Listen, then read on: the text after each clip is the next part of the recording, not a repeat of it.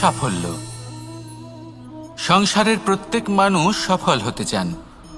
একটু বোধবুদ্ধি আসার পরেই সে সাফল্যের পেছনে ছুটতে থাকেন, আজীবন এই সাফল্যের পিছনে ছুটতে থাকেন।